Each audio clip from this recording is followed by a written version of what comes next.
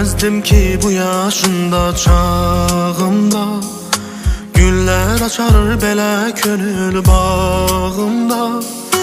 Dodağımda zümzüməsi sevginin, anıların çelengi kucağımda. Ağlımda dolanırsam gündüz gece, məni aşık ettin sessiz gizlice. Düşüncelerim düşmezdi duyğumda, bu eşkine düştüm ki nece, bu eşkine düştüm ki nece. Məni belə məndən alan olmadı, sinəmə bu cür həyəcan dolmadı. Bir rüyadı yuxudumu gördüyüm, bu nə şirin duyğu mənada.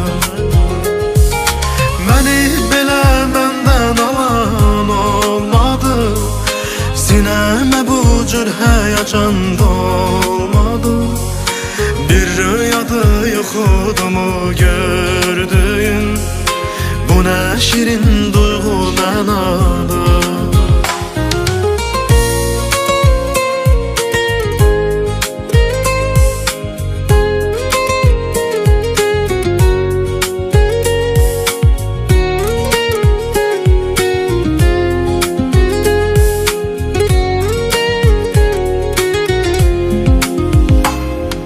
Sevince değişir her şey terabe, bakışların üzün gözün sür suret.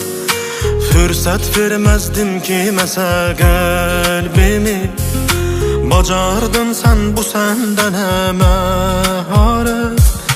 Olup senden ibaret tek hayatım, sana ait emanet tek hayatım. Bir arzu ümit kimi sen kalbimde, İstərəm hey yetişin çatır, İstərəm hey yetişin çatır.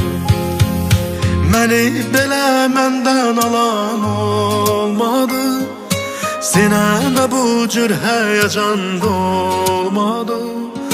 Bir rüyadı yuxudumu gördüm, bu nə şirin duyğu mənada. Məni belə məndən alan olmadı, sinəmə bu cür həyəcan dolmadı. Bir rüyadı yuxudumu gördüyüm, bu nə şirin duyğu mənada, bu nə şirin duyğu mənada.